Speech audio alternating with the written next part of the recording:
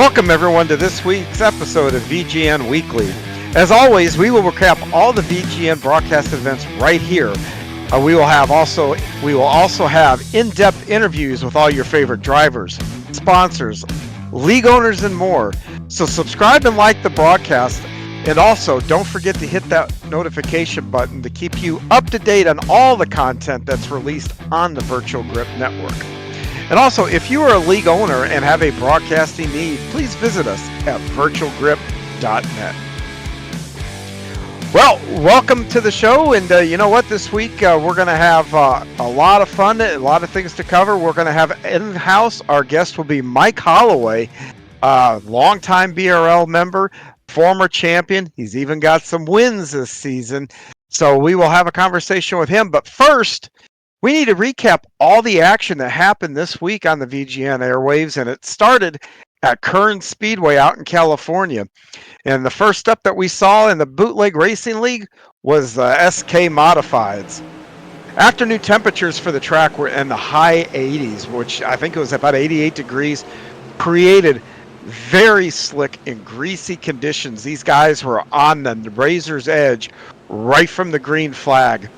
But John Wilson would lead the field down to the green, and while the Canadian Goose would lead early, he would not be challenged up until Todd Liston would come up, who is the current points leader. He would take over about the middle part of the race and go on to lead for a little bit. The field would separate. There was a lot of, like I said, tiptoeing around because you could see it. I did the broadcast that night. There was a lot of tiptoeing around trying to keep those cars under them. I did a preview, and it was, trust me, it was very, very difficult to keep those cars under you. But Liston would go and see a long green flag run, and that would allow Steven Spies to start slowly tracking Liston down. Steven would finally make his move on a lap about 67 or so, and Spies would go on to lead the rest of the race. But boy, Todd would sure make it interesting. He made several runs at Spies throughout the second half of that race. Spies would hang on to claim his second win of the season. Liston would go on to finish second, while Donnie Moore finished third.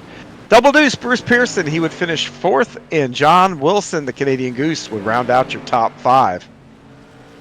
The second part of the doubleheader would feature the late model stocks, and they would hit the track in the nightcap, and the front row be a very interesting front row. It had Lowell Jewell and Joseph Snyder on that front row, but it would be Chris Hazelip who would grab the early lead and get that around that track, and it wouldn't take long, though, and Joe Snyder would grab that lead back. But it was good to see Chris up front there leading a race there.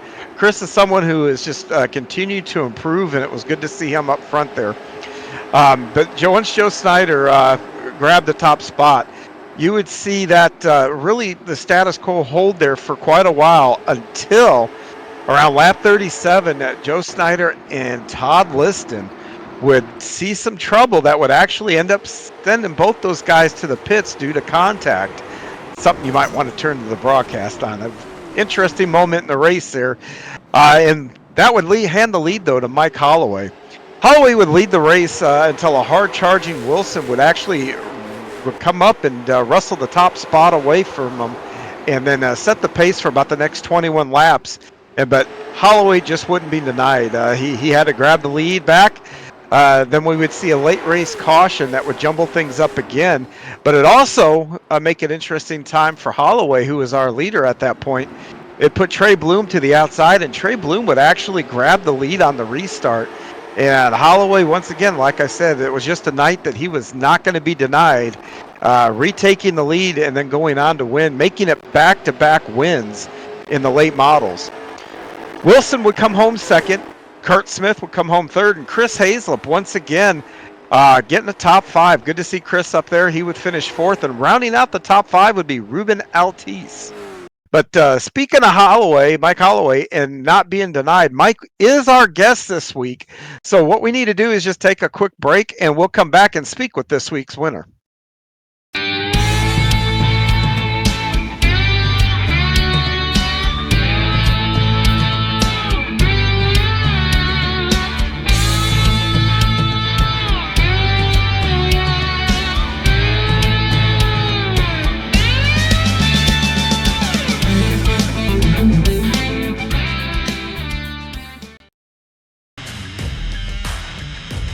This is your chance to get behind the wheel. The opportunity to race just like the pros. From the grassroots levels, where we all got our start, to the most popular race cars on the planet. From the fairgrounds of Nashville to the high banks of Daytona, to tracks that will never be forgotten. Realistic driving, intense competition, all from the comfort of your own home. This is the ultimate motorsports simulation. This is iRacing.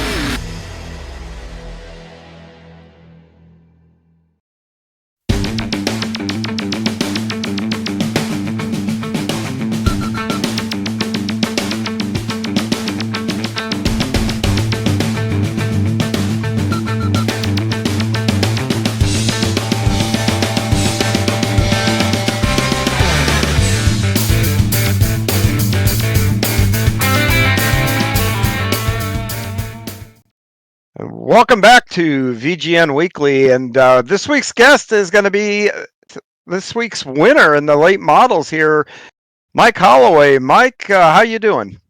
I'm doing good. I'm doing a lot better after winning the race, but we're all right.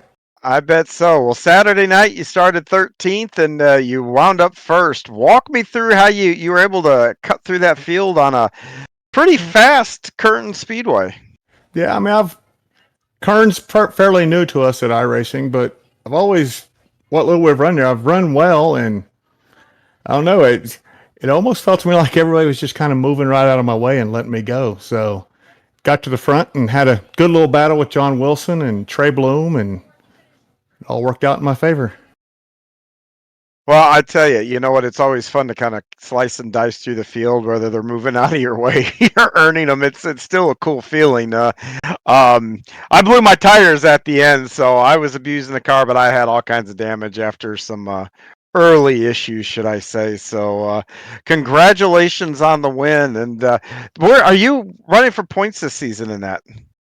Well, I didn't originally plan on it because I haven't run for points in probably years, but I mean, we're off to a pretty decent start this season, so we just might. We'll see how it goes. Got some incentive here. Well, you keep racking up wins, and yeah, exactly. Fall into place. Well, congratulations on a win here this week, and hopefully you can keep that momentum going next week and in Nashville. Yeah, absolutely. And Nashville's a track I like. I've always done well there, so this could be a good sign. So you're putting the field on notice on Tuesday. No. Bulletin board material for the rest of us. 23, check. All right, we'll take care of him. Well, like I said, congratulations. And well, I kind of want to get into our conversation. I always like having conversations with folks, and I always like learning. And I think everybody kind of like learning guys that they share the track with and stuff like that. We're all here because we have a mutual, enjoyment of racing and love the sport and everything else. Can you tell us a little bit about how that love for you started, and how did you kind of grow up with it? Well, I mean, it started with my dad. I grew up in Western North Carolina. He was a big race fan his whole life, and I really wanted no part of it. And he always had a rule on Sundays that you got two choices of what you can do during race time. You can go outside and play, or you can sit down and shut up and, let me watch the race. So one day I decided to sit down and shut up and watched it, and been hooked ever since. So who is your early favorite driver? So Bill Elliott. I grew up Bill Elliott fan. I know all y'all Dale Earnhardt people, whatever, but anyway. It's not me. Bill Elliott's always been my lifelong favorite, but my all-time favorite of all time is David Pearson. Ah, the Silver Fox. Very, very cool. Yeah, That's yeah, kind of yeah. going back a bit. I've read a lot of books about Pearson and Fireball Roberts and Smokey Unick and all those. If there was an era, there was an era that I could have, been connected to, like the 80s, 90s. Boy, that 70s and 60s, where those guys, some of that stuff those guys did off track, and the hell that they raised. Oh my gosh. Yeah, What certainly. a cool time to enjoy the sport. But you grew up then, like in Bill Elliott and everything else. Did you stay strictly with NASCAR, or was there other forms of motorsports you kind of started to branch into that you liked? Well, eventually, yeah, it was NASCAR. I mean, I became a fan in 1985. Kind of dating myself here, but No, not with me. You're not.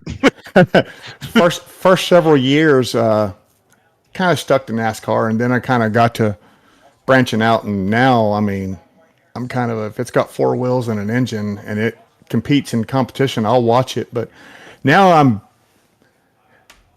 recent years NASCAR's kind of fallen off for me. I still watch it just because I like watching race cars go around the track, but I really couldn't care less about it. But now I'm really into. I watch a lot of like World of Outlaws. I think Cars Dirt. Tour.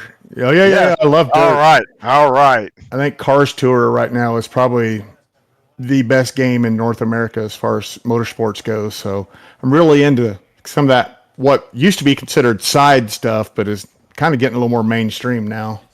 I wish that NASCAR could take that tire model that those cars tour uses, where that fall off and you have to, Yeah, absolutely. man, oh man, would that not be just fantastic? I'm telling you what, them boys put on a show.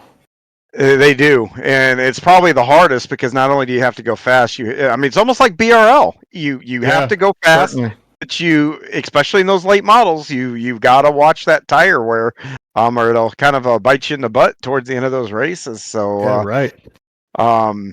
any particular drivers you kind of take a fancy to, kind of like following a little bit on either one of those tours, or just like watching it?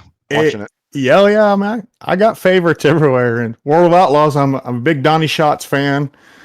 He's getting a little in his career. I think David Gravel's probably going to take his place. Watch for Corey Day. Corey Day he's going to be the next Kyle Larson. You heard it here first. That kid's going to be the next Kyle Larson. Actually, I'm not being disrespectful. I keep looking that way. It's because the ARCA race is on and Corey Day is How's he doing? Yeah, I knew he was Salem. Can you tell me how he's doing? Oh, this kind of blows out all right, we're going to take you behind the scenes. We're recording this on Saturday night this week. So anybody that's kind of wondering, it's all right. We keep rolling, man.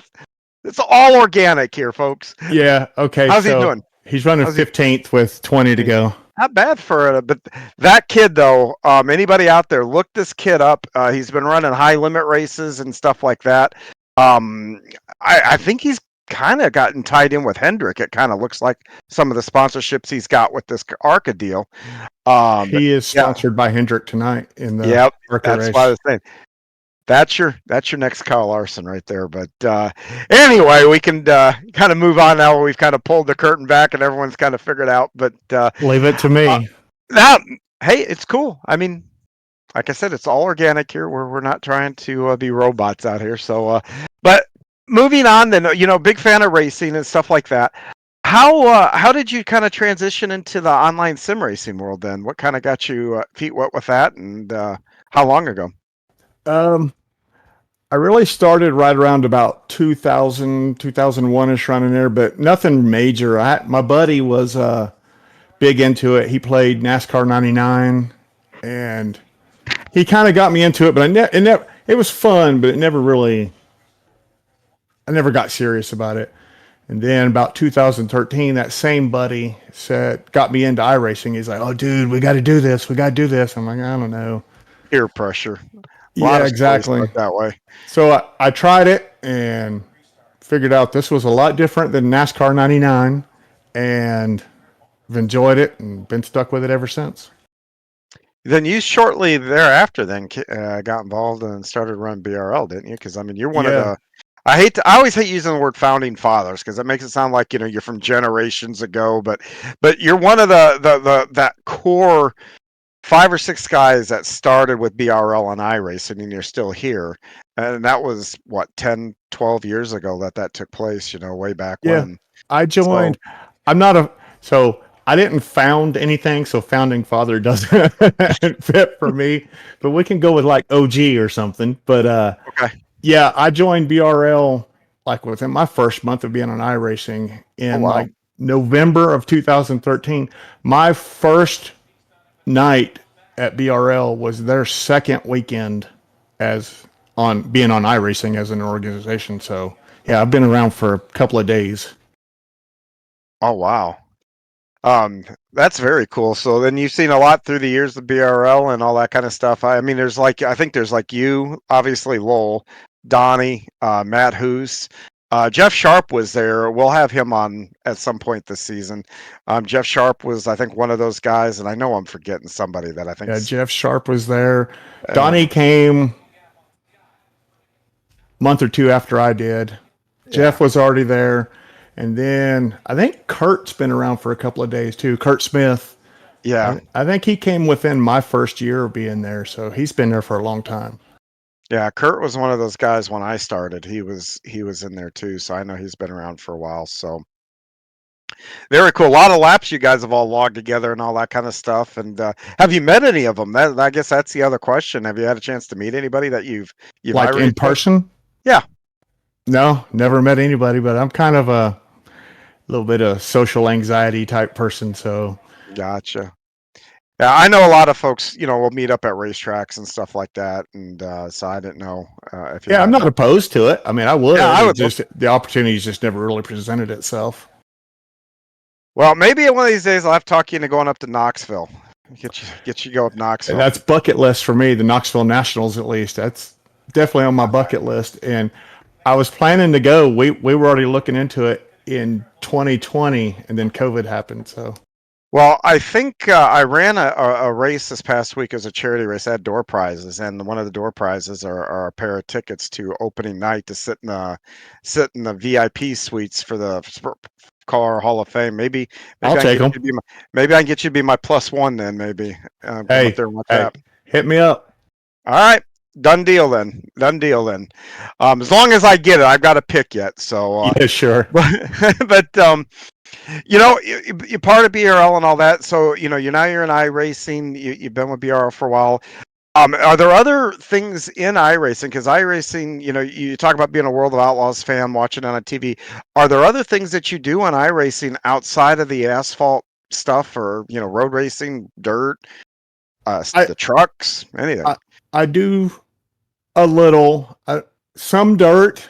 I enjoy dirt. I'm absolutely terrible at it. So I kind of limit what I do there. I run in Matt Hoos's league on Sunday nights where we run dirt, and it's really just having a good time. Nobody takes it too seriously. So when you get a chowderhead like me screwing things up, nobody gets mad. So that's kind of where I'm at on that. I do some road racing a little. Not very good at that either, but I have fun with it. Well, if they took away the SKs and BRL, what do you think? What would be your go-to car after the short track late model SK deal? Anything, Anything? anything other than the SK. I am not an SK fan. Oh, the momentum thing. I don't. Yeah. I just. It's not even really the momentum thing. I mean, I'll be honest with you. I run them on Saturday nights just so I have something to do. But I don't. I'm terrible at them. I don't really enjoy them. That's why I missed the race tonight. I was sitting there watching baseball and Isn't went, it funny that one car can give you such fits because it's not incredibly different than what the late model. I mean, there's some nuances but I mean, it's not like a night and day difference between the two. It's yeah, fair small enough. nuances, but yeah, because I've got the same thing with cars that I've got into that are it's all the same process. Footwork's pretty much the same, everything, but cannot figure it out, and that always Yeah, fascinates me. It's like why. I know I can drive, at yeah, least better than what I do with that particular car. But yeah. Me and that SK just we don't speak the same language for whatever reason. maybe But it's the wide tires. yeah, I mean that's a lot of it. I think a lot of it's the view out of the cockpit. Oh, It kind of screws me up a little bit. But to well, go to speaking yeah, of the view, what kind of setup are you? Are you in VR, triples, I'm in single? VR. VR, very cool. Yeah, I run a Which Quest VR do 3. you? Quest 3. Okay. Yeah. What did you come from? Did you come from the triples? You come from single? Never ran triples. When I first started iRacing for like the first year, maybe even two, I ran it on like a 13-inch laptop with an old cheap plastic Momo wheel. And Nice. it just kind of progressed from there. I never got to triples. And then 3 or 4 years ago, I graduated to the 49-inch ultra wide, which I'm looking at here right now. I still have it. And then about 6 months ago, I finally broke down and decided we're going to try this VR thing everybody goo-goos and gagas about. And now that I've gone VR, I'll never do anything else. Yeah, I've had VR for a while too, and it's the same thing. I've gone to triples, and it's like can't. And then and just for fun, I went back and tried to run once with just a single monitor. Yeah, That's not happening ever again. But I did the same thing about a month ago. I forgot to something happened. I forgot to charge my VR. Something for whatever reason I couldn't use it. And so I said, well, okay, that's fine. We'll just run the monitor tonight and call it good. And put it on the monitor, ran like 3 laps in practice. And was like, nope, can't do it.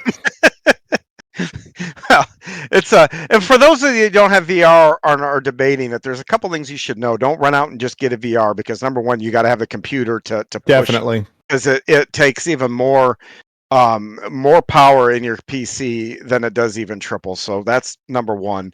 Number two, be particular about the VR that you get because there's some effects. You're going to get a clearer screen on the triples and stuff like that. But boy, that submersion in the VR cannot be beat. It's outstanding. So yeah. Well, once you what kind of pedals now do you talk about the plastic wheel and all that? So I got a feeling you probably have like the plastic pedals and all that to kind of go with it. So what are you using pedal wise now?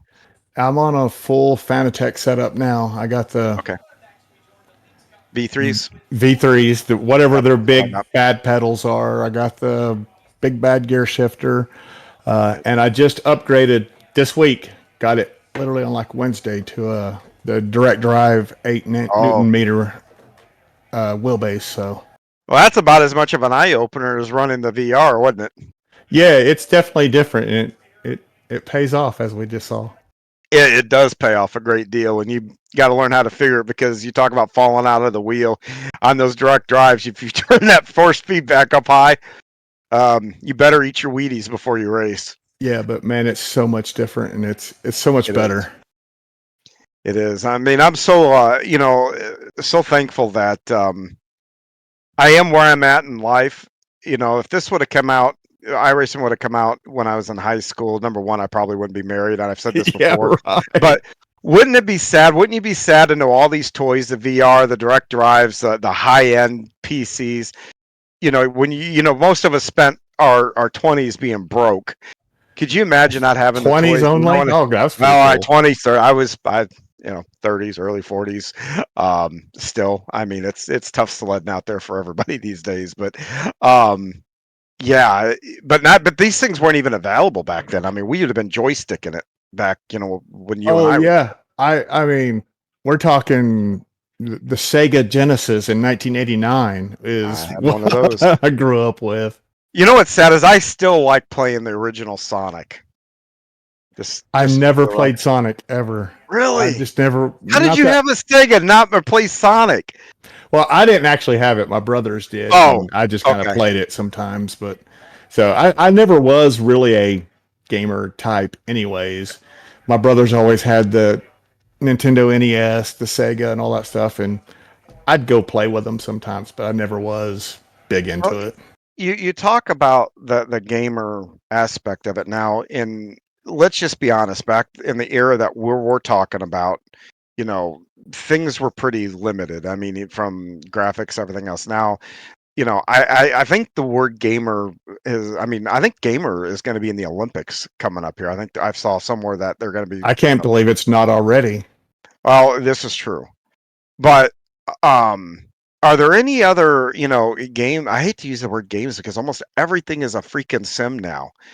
It's gotten so complex and everything. I call it a game. Everybody gets up. I know. It's a sim. I know. Well, I'm trying to make sure that we don't get I don't get hate mail or whatever. But I say game all the time in different chats that I'm in, and I have certain people that I do it just to needle. But, it's a game. It's a game. But any other things that you do for enjoyment? Gaming wise. A little, but not much. I do have a PS5. And I play like Madden. I played the new college football earlier today. How is that? It's Madden don't hold a candle to it, in my opinion. No, really? Yeah, I wonder yeah, if yeah, the yeah. new Madden then will be up there with it. You'd think. Well, I almost bought them as a bundle package, but I didn't. I kind of wish I would have. The Madden 25 and college football, they had it as a bundle package, but I didn't buy it. But yeah, Okay. I play stuff like that every now and then. Like I turned on my PS5 today, and it's the first time it even got turned on in like 3 weeks. Oh wow. So I'm not really. I have it. I play it when I get bored, but I'm not really big into that stuff. Yeah, I still have a PS4. So I haven't graduated this because I just don't use it enough. But and now more than anything, my wife and I will lay in bed and play Trivial Pursuit on it. So Definitely. that's about what we use most of that thing for now. But very cool. I know that I know there's some guys here in the BRL that do golfing on Yeah. Sunday nights. Tell me a little bit about that. What's that like? And who's your primary rival in that? I don't really have a rival, so per se, but it's really just kind of a group of guys that we just hang out, and it's really we have fun with it, and it's a fun game, but it's really more of just kind of a get together, shoot the crap, talk smack on each other, Oh, and for just fun. yeah, it's really just laid back and just have a good Very time. cool. Very, very cool. Well, we talked about the sim, we talked about how you got in there, but you actually have been very fortunate to have I don't want to say, I mean, maybe it was a job, but tell me a little bit about your NASCAR experience there at the racetracks and working with NASCAR Um, or in the NASCAR field. yeah, so I've had a side gig for 15 years now or something as a photographer. So I decided I have a passion for photography and a passion for race cars. And there came a point in time where I decided, why don't we combine the two of them? So I started shooting. I tried for like 2 years. It's not easy to get someone to say, yeah, we want you to come out and be our photographer at the track. You got to start at the local level. But finally, after 2 years of begging people, got Thunderbird Speedway in Muskogee, Oklahoma, which is I've raced 125 there miles from. many, many times. Tri-State, Muskogee, those are my stopping Oh grounds. yeah, Very, very cool. Tri-State's a good one too. But yeah, I finally got Thunderbird. They opened back up after being closed for like Yep. 10 years in 2010. And I hit them at the right time. They needed a photographer, and they said, "Yeah, come on out. We'll give you a shot." It's 125 miles one way. So I drive out there. It went well. I had a blast. After a while, I just kind of started realizing that I'm pretty decent at this. Started making money on it. So after about 2 years of that, I was like, where else can we go with this? So I started hitting up media outlets for NASCAR and got one to say, yeah, if you want to go to Texas and shoot for us, we'll give you a shot. And kind of took off from there. And then from there, I've shot NASCAR races maybe 20, 30 times. That is so cool. So you're able to get down, you're one of those guys with the vests and get right down in the Oh, garage. yeah, absolutely. Absolutely. Yeah. I mean, you get to meet all the drivers. I mean, a little Any of bit. the teams, not you don't have to name a team if this happened, but any of the teams come to you and say, "Hey, will you get some pictures of this car over here?" And 'cause you laugh, but there's a lot of that going on in that So pit area. at A the lot. at the local level, that happens every week. Yeah. Oh yeah. Everybody's like, "Hey, come in, and I'll buy them from you," and they do. That's just good business. At the NASCAR level, it doesn't really Because happen that usually, way. because usually they're on the NASCAR level, they're wanting you to take pictures of trying to get suspension pieces and things like that. Yeah, That's why I was talking. Any of the teams approach you and say, "Hey, um, yeah, go look at no, Earnhardt. Go look at Earnhardt's yeah, see that shots doesn't of his happen. rear." In fact, the Mm, teams and stuff, they don't really. They know who you are. They know what you're mm, there for, and you know who they are. You don't. They don't come and associate with you mm. very much. It's a Gotcha. very professional environment, and that doesn't really go on. But as a fun note, the first time I ever shot NASCAR was Texas 2011. My first race I ever shot was the one where Kyle Busch got suspended for wrecking Ron Hornaday under caution in the truck race. Yes, over in 3 and 4 there, hooked him. I was the Yeah, only photographer that got shots of that happening. really. Yeah. That is awesome. Um, So and let me ask you real quick, because when you say that, this just comes right to mind for me. How do you take a picture? So I got to assume you got a camera, right? yeah, How do you take that picture and see that happen and not go, "What did I just see?" I mean, as a fan, how does that not take over? it does sometimes. I mean, but you have to learn to just kind of control that. I mean, I wouldn't be able to um, do it. yeah, you could. It's not that hard. So there's lots of times I see stuff unfolding out my lens that right in front of me, and I'm like, inside, I'm like, oh my God, this is happening. But outside, you just kind of, hey, be Mr. Cool and stuff because, this is a big audience. People see you. They're not watching you, but they see you. Yeah, yeah, and then the folks that you're there for will appreciate Yeah. power It's through that. trust me, it is a different world, and you get to rub shoulders with famous people and all that stuff. But at the same time, it is a very professional world, and you are expected to act in a professional manner, and they will hold you to those standards. So it's not a game. You don't go there just to hang out and Nope. cheese and stuff. They expect you to work, and they expect you to be professional about it. And I have literally sit and watched them pull people's credentials and say, hit the road, Jack." Yep. Yep. Well, that is an awesome experience. And how long have you been doing the photography? I mean, is there things other how long have you been doing it? Number one, and number two, outside of racing, is there? I mean, do you like doing, um, nature shots? Like mountains and stuff, or is there Yeah, something else that you really like doing? I do. I actually, to be fair, I haven't done the racing side in several years. I kind of, well, once the money started drying up, everybody's got an iPhone, and Yeah. you're not going to take professional pictures with an iPhone, but people are now of a state of mind that the iPhone does good enough for what I need it to do. So they quit buying pictures. You're not making money anymore. So I kind of Yeah. dwindled it off after that. But yeah, I do like to do other stuff. Nature, I like to do cityscapes and stuff like that. So I still stay at it some. I just don't really do a lot of racing anymore.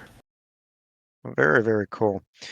Well, we talked now pretty much kind of about your experiences and all that kind of stuff, but Matt as a person, can we talk a little bit about maybe like what you do and do you have other hobbies You other than racing?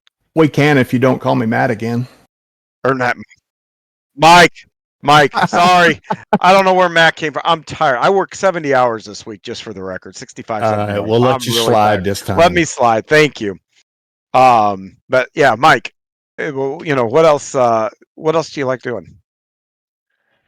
Um, I don't know. I mean, I'm a homebody. The older I get, the more but I mean, I'm not really a go out and party type guy. I don't particularly drink or anything. So I Yeah. sit at home and watch a lot of sports, spend time with my kids. I got a daughter that lives with me, 17 years old. So on the weekends, we usually find things to do. I do like to play golf, or Mhm. I like to go to the golf course and swing a club and watch the ball go wherever it's going to go. I wouldn't call that playing, but You need to go to Top Golf then. yeah, I've been to Top Golf many times. My company Yeah, holds their Christmas party there every year. yeah, that's a pretty good time just to kind of sit Oh yeah, the place is a and kick blast. back. I can make a fool of myself there just as easy as I can at the golf course. So Well, very, very cool. Well, can I ask a little bit about what do you do for a living? yeah, of course. I am a construction inspector. Oh, wow. Yeah, and Oh, what are you expecting? so uh, I'm trying to think of an easy answer to a Uh-oh. complicated question. So Okay. Yeah, dumb it down for me. Feel free yeah, to talk like you're talking to a 5-year-old. I'll be perfectly okay with that. yeah. So I mean, we're going to give the simplified version, and it's Yeah. very simplified. But basically, I do a lot of highway work and stuff like that. We get hired to come out and just assure that contractors are building this project according to the plans. And then also we control the purse strings as they build things. We pay for them. Each thing on a job site has a specific price amount attached to it for Yep. this amount of quantity and stuff. So we're the ones that pay that as it goes. So it's again we're oversimplifying it here, but that's basically Yeah. it in a nutshell.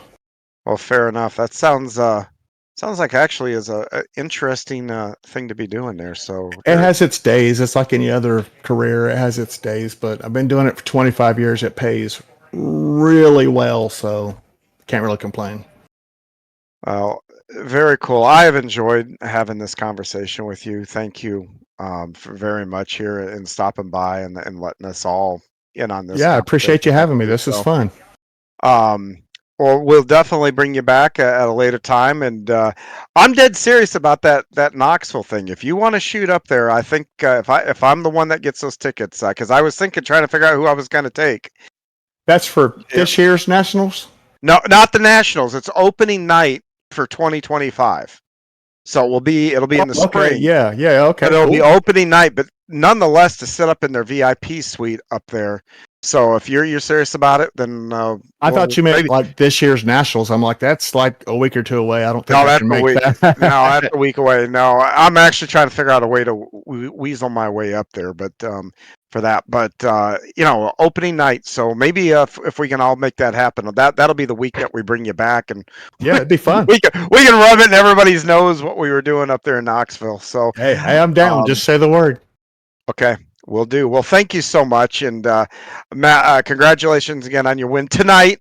Even though this is Tuesday that everybody's seeing this, but I was going to say, Matt, I'm not God, going to I'm let it tired. slide that you just called me Ah, Matt again. So I I let know. it I slide don't the know. first time. There's no free passes anymore. We go. I'll take you to Dingus, and I'll have to you buy you a drink, Coke, whatever you want He's there. calling me So a dingus. What the no, heck, the man? Dingus.